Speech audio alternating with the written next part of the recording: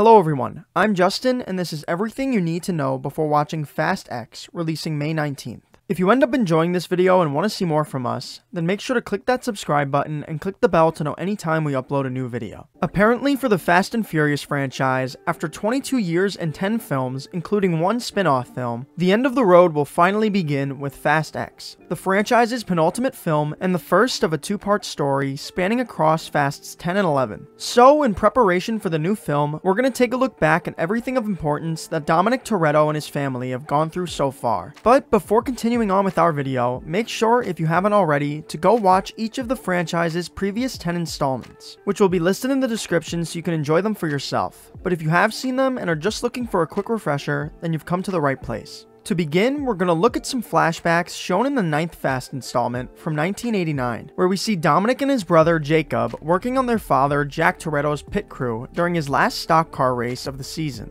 And while Jacob works under their father's hood before the final lap, Dominic exchanges words with a rival racer, Kenny Linder, whose dirty tactics Dom's taken exception to. But his words don't stop Linder from continuing to try and run Jack off the track, which eventually results in Jack's car crashing into the wall at 120 miles per hour and bursting into flames, killing him. A week following his death, while sorting through their father's things at the track, Dom and Jacob once again encounter Linder, who Jacob orders to leave and threatens with a wrench, but Dom takes the weapon from him before he can use it. After Linder continues talking trash about their father though, Dom attacks him with the wrench himself and beats him within an inch of his life, resulting in Dom being sent to a Lompoc prison for 2 years, where while working on cars as part of his work release program, he meets and befriends two other inmates, Tego Leo and Rico Santos, who, while discussing the hairline crack in the fuel line under the hood of the car Dom's working on, unintentionally bring him to the realization that Jacob was partially responsible for their father's death. So, upon his release, Dom confronts Jacob, who spent the last 2 years becoming well regarded in the street racing scene, and learns that he really did tamper with their father's car. So Dom challenges him to a race with the stipulation that if Jacob loses, he'll have to leave and never come back,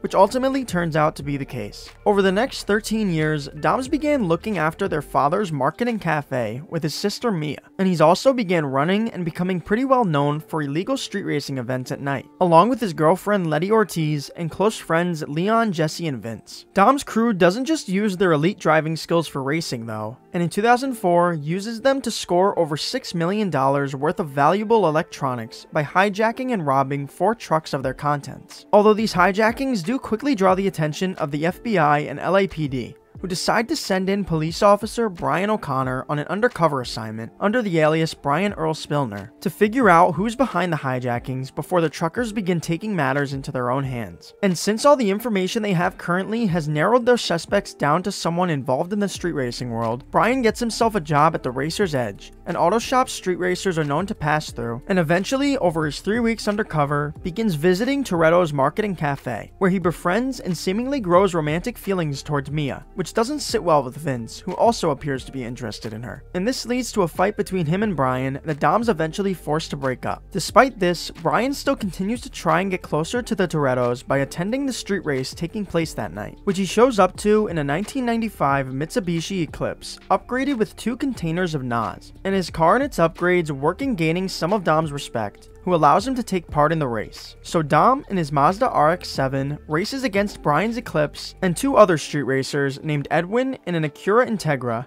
and Danny Yamato in a Honda Civic, all of whom Dom manages to hold a consistent lead against until Brian activates his nitrous oxide boost, inching him closer and closer to first place before he completely takes over the position with the NOS's second stage, although this immediately causes his car's floorboard to fall off, while Dom quickly retakes the lead by engaging his hidden nitrous system, and he holds first place all the way to the end as Brian's car begins to spin out, allowing Danny and Edwin to pass him as well. Brian doesn't appear bothered by the race's outcome though, and boasts about how he nearly had Dom beat, but their back and forth is soon interrupted by the cops, who force everyone to flee the scene as they chase after Dom. Dom appears to lose them for a moment after entering and leaving his car in a parking garage, but he's quickly spotted again and forced to run into a nearby alley where he's found by Brian, who picks him up and eventually gets the cops off their trail. In doing so though, Brian inadvertently enters the territory of Johnny Tran, the head of an opposing race crew who Dom used to have a business partnership with until Tran discovered Dom was sleeping with his sister, resulting in them cutting ties with one another and agreeing to stay out of each other's territories. So now, as punishment for them showing up here, Tran and his crew fire at Brian's car, resulting in a huge explosion that destroys it. Brian's efforts tonight though did work in gaining Dom's trust, and he starts being invited to all the group's gatherings. But the more time he spends with Dom, Mia, and the others, the more conflicting the situation becomes, as although he gathers enough evidence to prove Dom's crew was behind the hijackings, he also begins to grow a real friendship with them, as well as a real love for Mia. So he's left unsure of what to do as Race Wars approaches, a street racing competition event Dom and his team founded. During the event, Jesse stupidly puts up the pink slip to his father's 1995 Volkswagen Jetta in a race against Johnny Tran's Honda S2000, before then making an even stupider decision by deciding to just drive off in a panic after losing, which results in quite a bit of trouble later. But before we get to that, we see Dom, Letty, Vince, and Leon later exit the event to commit another truck hijacking, which Brian soon realizes and results in him revealing his real identity to Mia, so she can help him protect their friends, explaining that the truckers don't plan on lying down any longer, and that the cops will also be coming down on them soon. So she directs him to the heist location, which immediately goes wrong, as Vince, after hooking himself onto and while attempting to enter the truck, begins being shot at by its driver with a shotgun. But fortunately, after Dom and Letty fail in their attempts to help him, Brian and Mia show up, and the former manages to unhook him. Still, the trucker had landed a shotgun blast to Vince's side, so in order to save him, Brian's forced to reveal his identity to the others as he calls in emergency medical care. Once Vince is taken to the hospital, Brian meets back up with Dom at his home, but Dom's not currently concerned with Brian and is more focused on finding Jesse, who's still yet to return before Johnny Tran and his crew do. Just then though, Jesse finally arrives back at the house, begging for Dom's help. But there isn't much Dom can do now, as Tran and his cousin Lance come speeding by on their motorcycles and gun Jesse down, killing him, which prompts Brian and Dom to chase after them in separate cars before Brian, after Dom sends Lance crashing off-road, guns down and kills Tran. Dom and Brian then meet at the next traffic light, where Dom, without exactly saying it, challenges Brian to a race, with the implication that if he wins, he'll walk free, and if Brian wins, he'll give himself up. So the two race to the railroad crossing exactly a quarter mile away, and it ends in a draw after the two simultaneously narrowly avoid an oncoming train. But although surviving that unscathed, Dom's suddenly rammed into by a truck, resulting in his 1970 Dodge Charger RT that he and his father had built being destroyed as it tumbles across the street. Brian helps him out of the wreckage though, before deciding to give Dom the keys to his car and allow him to escape as police arrive. Following his escape from Los Angeles, Dom, over the next 5 years, continues running crimes in Latin America. And during this time, he encounters another expert driver and criminal named Han Lu while in Mexico, who he promptly befriends and begins running with, before later deciding to settle down in the Dominican Republic in 2009, with the previously mentioned Tego Leo and Rico Santos. While in the DR, he's also soon reunited with Letty, who'd spent the last 5 years searching for him, and the two get the chance to make up for lost time as they get ready for another truck heist to steal fuel from an oil tanker, which they'll be joining forces with Tego, Santos, Han, and another of Dom's associates, Cara Mirtha, to complete. The heist, despite a few complications, is ultimately a success, but unfortunately, there's not much time to celebrate, as Han reveals to Dom that the cops have raided their garage in Baracoa, and sooner rather than later, they'll likely track them down as well. So, in response, Dom suggests the team split up, since it's primarily him the cops want. But Letty refuses to leave his side, which forces him to make the decision for her, and leave her in the middle of the night. He then spends the next 3 months living in Panama City, Panama, until he receives a disheartening phone call from Mia, who informs him that Letty had apparently been killed, prompting him to finally return to Los Angeles so he can witness her funeral from afar and reunite with his sister, who he then has take him to the scene of Letty's crash, and there he finds traces of nitromethane on the ground, which he knows is only sold by one mechanic in all of LA. So he goes to meet with said mechanic and physically threatens him into giving up the name of the guy and the car he did the nitromethane engine mod for, with the car being a green Ford Torino and the guy being David Park, who it doesn't take him long to track down, and he again uses brute force to get information out of him. Park, though, claims he doesn't know anything and just runs cars for Arturo Braga, before the two are then joined by Brian O'Connor, who, after being made a fugitive for helping Dom escape 5 years ago, spent some time on the run before eventually being pardoned after helping the FBI catch a drug lord named Carter Verone. And he's recently been reinstated and is now an FBI agent, looking to bring down the previously mentioned Arturo Braga, the leader of a drug cartel, and who he explains to Dom Letty had been running for before things went south, resulting in her death. So Dom expresses plans to kill Braga before exiting. Brian then brings Park into the police station, and through him they learn that Braga's number 2, Ramon Campos, is holding a street race tomorrow night to fill out the final spot on his team that'll be trafficking heroin between the Mexico and United States border. So they have Park, now acting as an informant, enter Brian into said race, which we see Dom has also managed to sneak his way into, giving the two an opportunity to go head to head for a third time. And as was the case in their first race together, Dom comes out on top, although this time only after bumping into Brian's car and causing it to spin out. So Dom's awarded a spot on their team,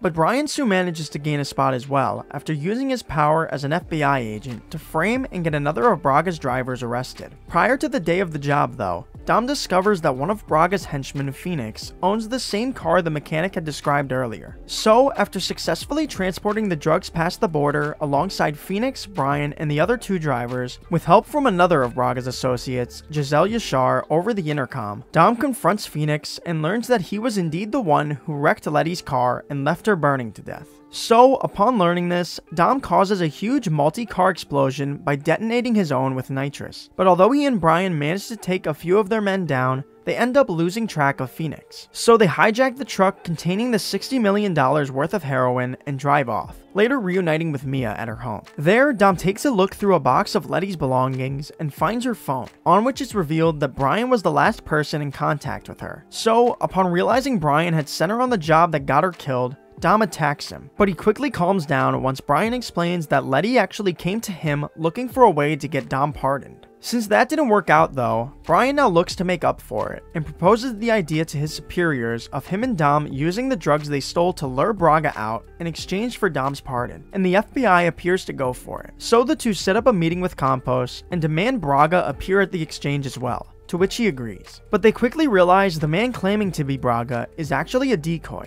and that Campos is the real Arturo Braga. But they're still unable to prevent him and Phoenix from escaping to Mexico, who, as they drive off, nearly run over Giselle, but she's fortunately saved by Dom. As a result of this huge fumble, Brian's officially taken off the case, so he decides to handle things Dom's way now, as he's no longer concerned with arresting Braga, and is open to the idea of Dom just killing him instead. So the two travel to Mexico, where they're met by Giselle, who in return for Dom saving her earlier, gives them directions to Braga's location. But once there, and although having Braga at gunpoint, Dom surprisingly decides against killing him, and instead has Brian arrest him, as he really just wants Phoenix dead. So the two begin driving him back to the States, which results in Phoenix following after them, and he eventually sends Brian's car tumbling out of the tunnels they used to pass the border earlier, before then going to kill him. But Phoenix is instead the one killed when Dom comes speeding out of the tunnel and rams his car into him. Dom then looks after an injured Brian as police cars and helicopters arrive, and decides he's done running, willing to face the consequences of his crimes. So he's promptly arrested, and despite Brian's appeal, is sentenced to serve 25 years to life in prison. He never ends up arriving at the prison though, as Brian, Mia, Leo, and Santos lead an assault on his prison bus to free him,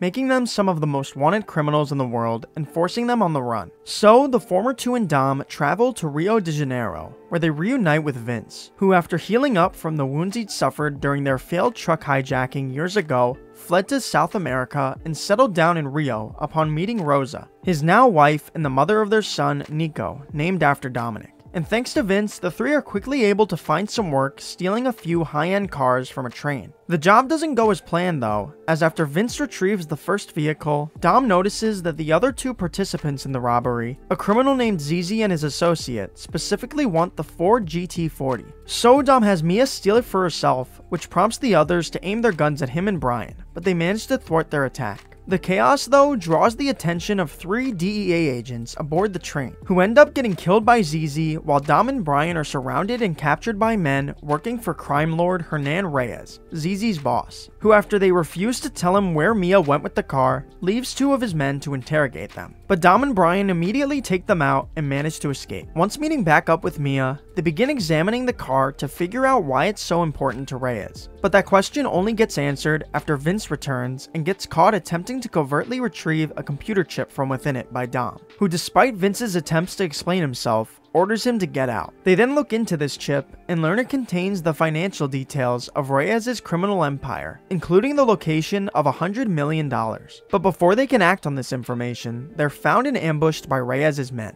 At the same time, U.S. Diplomatic Security Service agent Luke Hobbs, his team, and officer Elena Neves have also tracked the 3 criminals down. So just as Dom gets Reyes' men off his trail, Hobbs shows up and begins chasing after him as well. But Dom manages to avoid him and eventually regroup with Brian and Mia, to whom he suggests the idea of splitting up, but Mia doesn't want their family to be torn apart again, especially now since she's pregnant with Brian's child. So they agree to move forward together. Having discovered the locations of where Reyes keeps his money, they form a plan to steal all of it and begin new lives. Before the mission, they'll need to put together a new team, so they call in Leo Santos, Giselle Hahn, and a couple of Brian's old friends, Roman Pierce and Tej Parker, both of whom we first met during Brian's time on the run in Miami, where, after quickly becoming well known in the street racing scene, he soon met and befriended Tej, a former racer himself who, after suffering a leg injury, began just organizing races. Roman, on the other hand, Brian's known since they were kids, growing up and causing trouble together until Brian decided he wanted to become a police officer, which resulted in Roman distancing himself from him,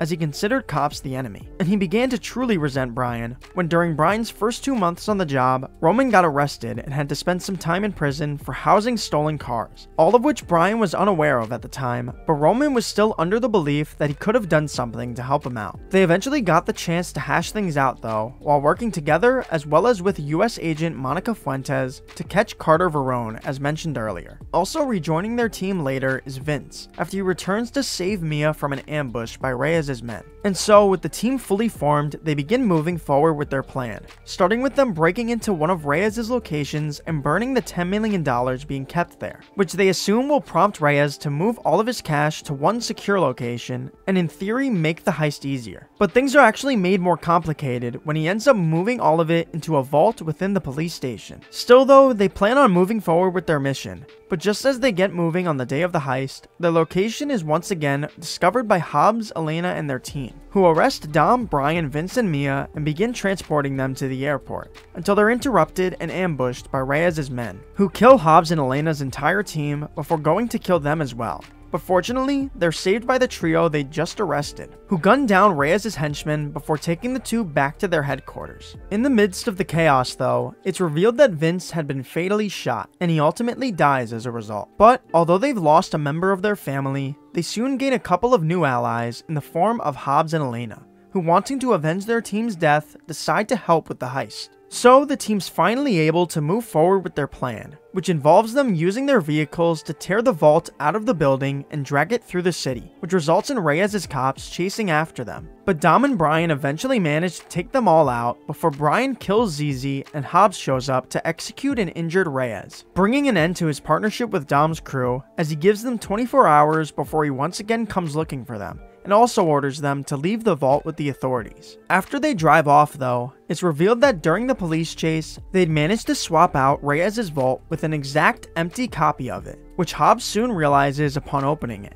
And we later see them using their respective cuts of the money to begin better lives, with Tej opening his own garage, Roman buying expensive clothes, cars, and even a private jet, Leo and Santos hitting the casinos, Han and Giselle, who'd grown romantic feelings for one another over the course of the heist, making plans to travel to Madrid and Tokyo together, and Brian, Mia, and Dom relocating to the Canary Islands in Spain, where we see that Dom is also now living with his girlfriend, Elena, who he'd shared a few moments with during Hobbs' pursuit of him earlier, as she understood his loss of Letty in a way no one else could, since she'd previously lost her husband, who was a Brazilian police officer and the reason she joined the force. But it isn't long before their new life together is interrupted, as Dom's met at his home by Hobbs, although he's not looking to extradite him, but rather is here to ask for his help in tracking down a former major in the Special Air Service turned mercenary named Owen Shaw, who leads his own team of expert drivers that recently took down an entire military convoy in Russia. And it turns out one member of that team is Letty,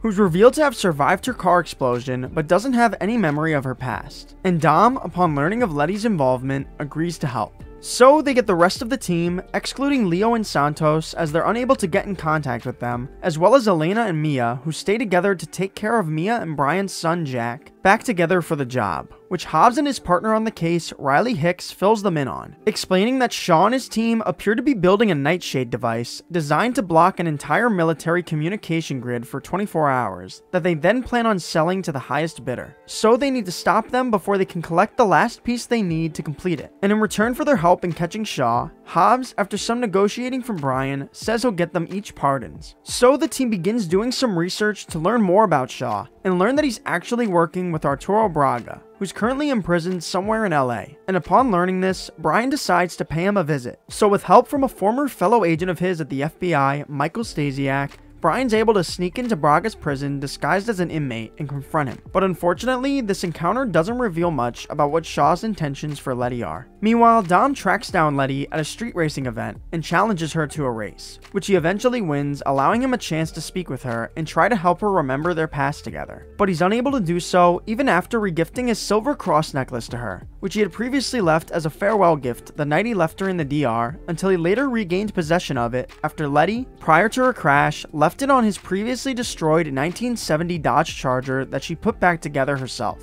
After Dom and Brian returned to their headquarters, Hobbs and Tej discovered the location of Shaw's next attack, a NATO military base in Spain containing the final component. So the team travels to Spain, and Hobbs has the base move the component to a secure location. But the convoy on which it's being transported ends up being attacked by Shaw and his team instead. So Dom's crew hits the road and tracks down the tank they're in, which they eventually manage to attach a cable to and flip over, resulting in Letty, who was attempting to detach the cable, being sent flying across the bridge. But Dom fortunately catches and saves her. With this, it appears their hunt for Shaw has come to an end. That is until it's revealed that his team had kidnapped Mia, who Shaw threatens to kill if they don't let him walk with the component, so they're forced to agree, and he exits with his undercover accomplice, Riley Hicks. Immediately following their exit though, Tej hacks into and shuts down every nearby cell phone signal, making Shaw unable to make the call for his team to kill Mia, as Dom's crew, now once again including Letty, chases after him. They still nearly manage to escape though, after boarding his private plane, which Mia's revealed to be inside of. But Dom, Brian, Letty, and Hobbs are quickly able to drive on board as well, while the rest of their team prevents it from taking off by attaching their vehicles to it with grappling hooks, resulting in Shaw's men arriving to try and stop them, most of whom they manage to take out, although one nearly kills Han, so in order to save him, Giselle sacrifices herself to gun down his attacker. Meanwhile, on the plane, Brian manages to find Mia and drive her off to safety,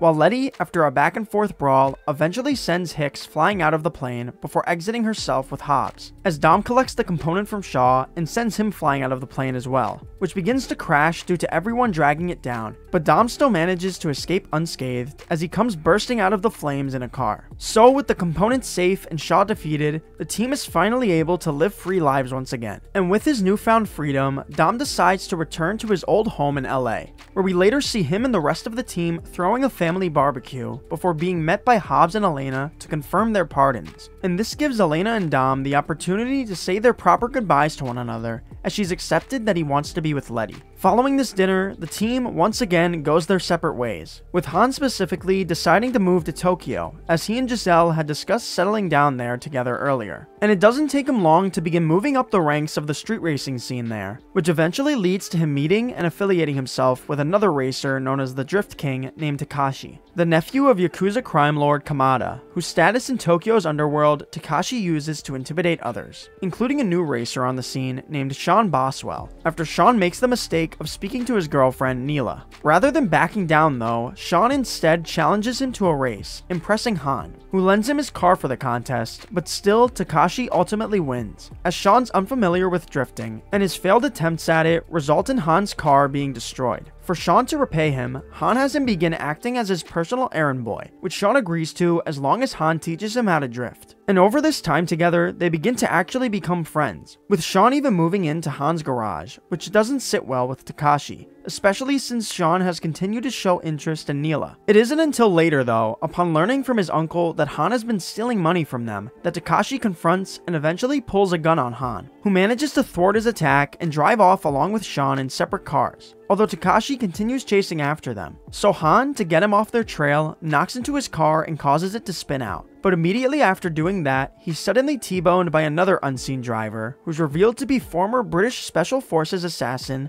Deckard Shaw, Owen Shaw's older brother. Prior to all this, we saw Deckard in the hospital speaking to his injured and comatose brother, promising him that he'd get revenge against the people who did this, before he then made his way to the DSS office in Los Angeles to extract information about Dom's team from Hobbs' computer, which resulted in a huge brawl once Hobbs re-entered his office that eventually ended when Shaw threw an explosive that sent Hobbs as well as Elena flying out of the window and crashing onto a car below, leaving Hobbs hospitalized. With this newly acquired information containing the team's whereabouts, Shaw then traveled to Tokyo and tracked down Han, who after ramming into his vehicle, Shaw left for dead in a huge explosion. And from Tokyo, Shaw then also sent a package to Dom's house containing a bomb, which we now see as it goes off and destroys his family home. Dom, shortly following the explosion, also learns of Han's death. So after relocating Mia, who's once again pregnant, to his associate Mando's heavily fortified mansion in the DR, Dom travels to Tokyo and meets with Sean Boswell, who, following Han's death, challenged Takashi to a final race with the stipulation that whoever loses would have to leave town,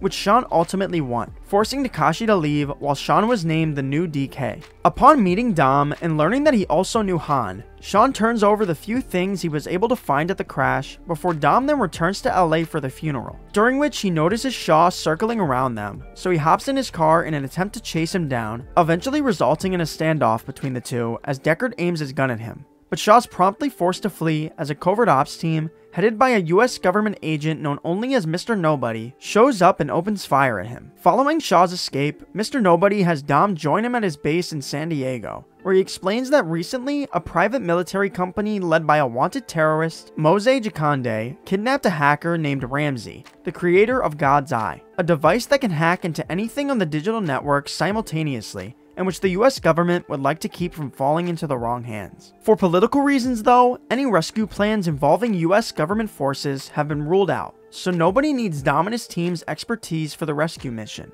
And in return for their help, he offers to allow Dom to use God's Eye to track down Shaw, and Dom ultimately accepts. So he and his team intercept the convoy in which Ramsey is being transported through the Caucasus Mountains and successfully retrieve her. And after they prove themselves to be trustworthy, she reveals the location of her device, claiming she'd stashed it in a speed drive and mailed it to her friend in Abu Dhabi. Although when they meet with said friend, he reveals that he'd sold the drive to some billionaire, unaware that anything of importance was on it. So in order to get it back, the team has to crash the billionaire's party that evening and remove it from his supercar, a Lykan Hypersport, which they eventually manage to do. With God's Eye now in their possession, Mr. Nobody makes good on his promise and allows Dom to be the first to use it so he can track down Shaw, who, once located, Dom, Brian, Nobody, and Nobody's men attempt to ambush. But it turns out Shaw had been expecting them and prepared an ambush of his own, working alongside Mose Jakande, whose men managed to overwhelm Nobody's as well as wound Nobody himself, forcing him, Dom, and Brian to retreat and leave God's Eye behind, which Jakande then collects. Even with God's Eye in his possession though,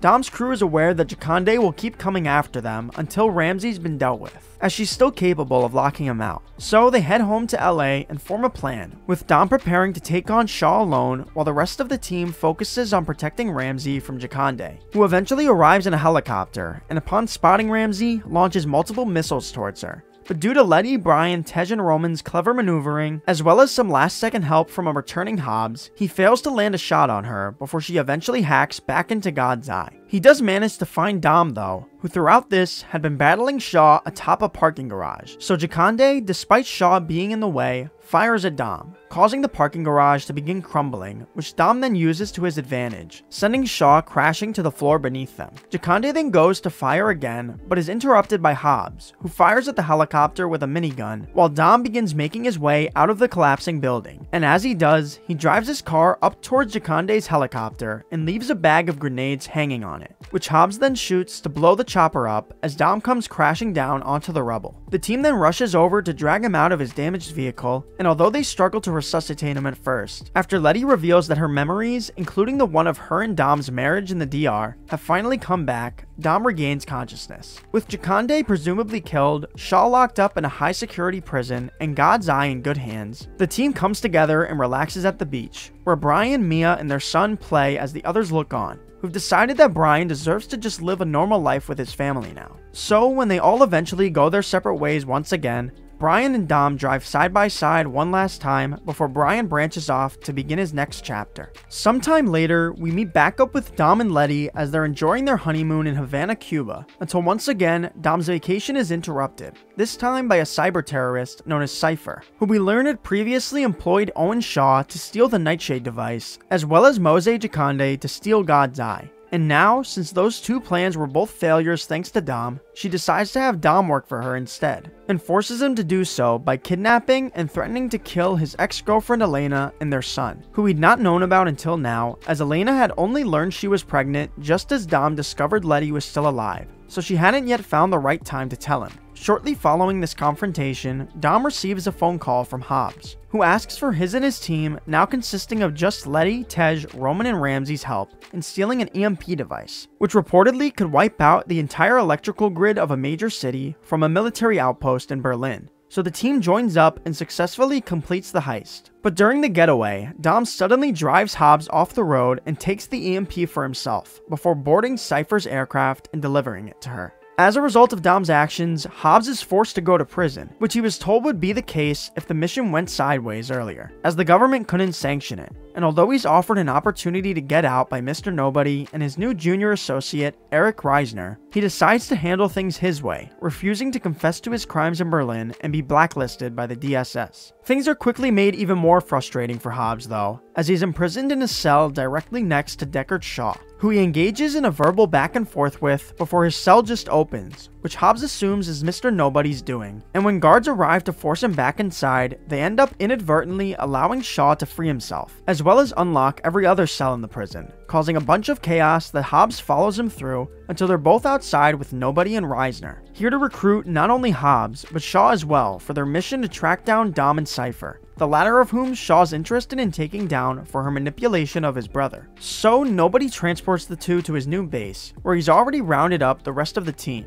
And to begin their search, they fire up God's Eye, which at first appears to be useless, as Cypher's managed to mask her and Dom's location. But after some computer stuff from Tej and Ramsey, they learn that they're right outside, as Dom and Cypher suddenly break in with concussion grenades that immobilize the team before stealing God's Eye. But even without God's Eye, the team's eventually able to locate Dom once again in New York, where Cypher sent him to steal a nuclear football in the possession of the Russian Minister of Defense. On his way to the job though, Dom, after making it appear his car's engine is misfiring, manages to evade Cypher by blocking any cameras that can see him with his car's hood and a truck parked beside him. And he uses this limited time to meet with Magdalene Shaw, Deckard and Owen's mother, and ask for her help in taking Cypher down, to which she agrees. It takes a bit for their plan to be fully realized though, so for now, Dom continues to follow Cypher's orders and successfully retrieves the nuclear device before immediately being pursued by his team, most of which he manages to take out, although his car gets destroyed in the process, nearly allowing Shaw to intercept him, but Dom guns him down before he can, setting his and Magdalene's plan into motion.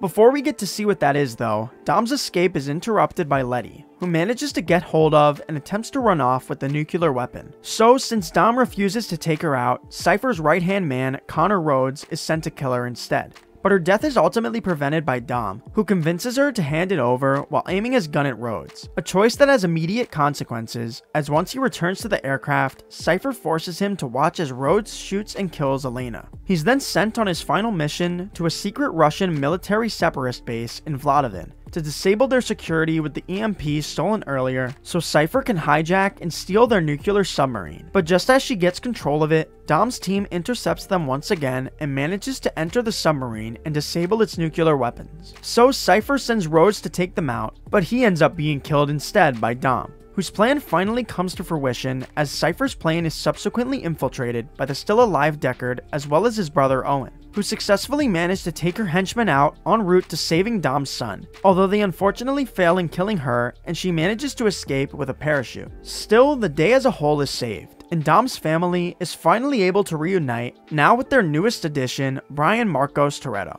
For the next few years, Dom and Letty get to spend all their time looking after little Brian in their isolated farmhouse, until eventually the team is once again called in for another mission, this time via video message from Mr. Nobody, which he'd recorded shortly after finally arresting and capturing Cypher as his plane was under attack by a former agent of his that went rogue, and who left the plane to crash in Monte Quinto after abducting Cypher himself. So the team heads over to the crash, and within the destruction, they find part of a device called Project Ares, which they later learn was designed to override and assimilate anything that runs on code, including any weapon system. And immediately after finding this device, they're ambushed by a private army, which they manage to avoid for the most part, although their attack does result in them losing possession of the device, which is promptly scooped up by Dom's brother Jacob, revealed to be the rogue agent that attacked Mr. Nobody's plane. Years ago, after betraying Mr. Nobody, Jacob formed an alliance with the son of a wealthy head of state named Otto, who acted as the financial supplier in their quest to take over the world, which they now look to achieve with the use of Project Ares, the other half of which they've abducted Cypher to locate, and she quickly does, tracking it in Edinburgh. Meanwhile, after escaping Monte Quinto with the help of Brian's former colleague, Michael Stasiak, Dom's team heads over to Mr. Nobody's safe house at the Caspian Sea, where they're then also joined by Mia, who decided to come and help upon learning of Jacob's involvement, while Brian's chosen to stay home and look after their and Dom's kids. And here, after some investigating, they learn that Han Lu is somehow connected to Project Ares. In order to understand this further, Mia and Letty head over to Han's old garage in Tokyo, while the rest of the team tracks down Jacob in Edinburgh as he steals the other half of Project Ares after disrupting any nearby electrical signals with the use of a giant electromagnet, which the team eventually manages to gain possession of, as well as the truck housing it, and they're then able to use the magnet to send Jacob's vehicle crashing into the back of theirs and prevent his escape.